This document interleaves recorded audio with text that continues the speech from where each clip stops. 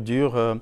Une journée sans pianoter son téléphone portable ou sans Internet aujourd'hui. Le digital fait partie intime de notre quotidien, mais ce compagnon numérique peut nous isoler. Il creuse un fossé entre les humains. Et au bout de la solitude, la dépression, elle sévit de plus en plus. C'est encore par le digital, curieusement, qu'un espace de solution est proposé. Le dossier de ce soir fait focus sur ce fait de société et la réponse technologique apportée grâce à une application développée par de jeunes Béninois. Rebecca Kendiaronde, Igor Ayosso, Ernest Tetegou et Daniel Ada nous emmènent pour une immersion FeelZen. C'est le nom de la plateforme dédiée.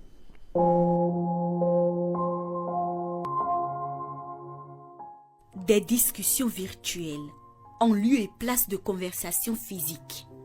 Des problèmes familiaux exposés sur la toile et même des messages d'adieu publiés sous forme de lettres ouvertes sur les réseaux sociaux. Le dernier en date, celui de Mata Diagne, une biographie aux allures d'un récit funèbre, des révélations sur un acte prémédité et exécuté.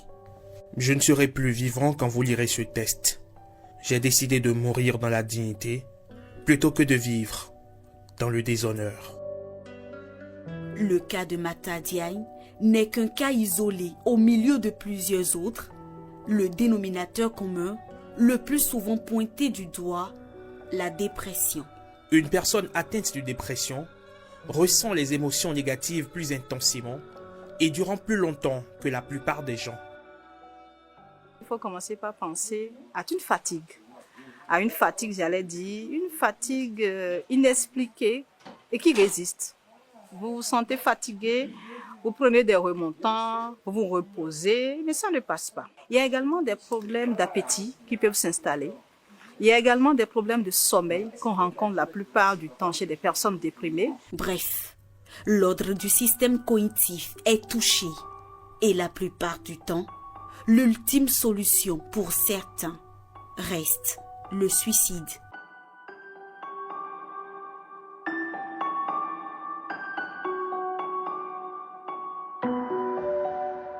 Dans ce jardin, Z, un nom d'emprunt, accepte de nous raconter son histoire, une dépression qu'elle subit et qui dure depuis plus de 10 ans.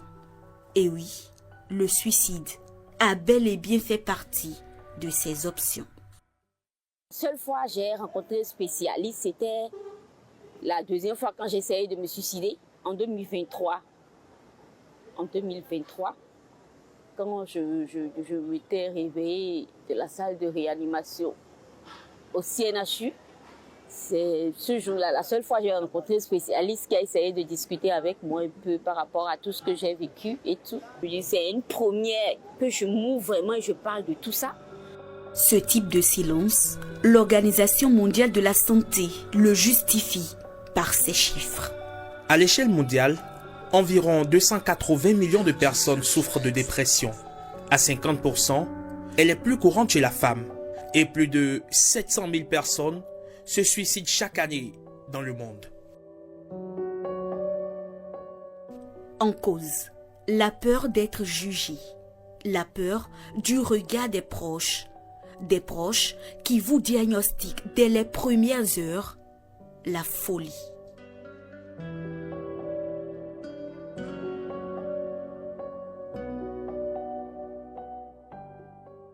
Ici au Bénin, au sein de cette start-up, un début de solution est élaboré. 5 jeunes passionnés par le développement web ont créé l'application FeelZen. FeelZen, c'est une application mobile qui permet à toute personne sentant le besoin de parler, de s'exprimer, de se confier, de pouvoir parler et être écouté. Et surtout en tout anonymat et discrétion. En clair, une fois l'application FeelZen téléchargée, l'utilisateur a la possibilité de discuter avec un particulier ou un professionnel de la santé mentale. Quand vous sentez le besoin de vous confier à un spécialiste de la santé mentale, que ce soit un psychologue, un psychiatre, un psychologue clinicien, un expert en santé mentale, un coach de vie, un coach spirituel et bien d'autres personnes ressources, vous avez la possibilité d'avoir accès à une liste de personnes ressources ayant été validées par nous au préalable. Nous avons effectué toutes les démarches nécessaires pour s'assurer de leur bonne moralité, de leur capacité à pouvoir apporter un plus aux utilisateurs de notre application. L'anonymat via un système de brouillage sonore.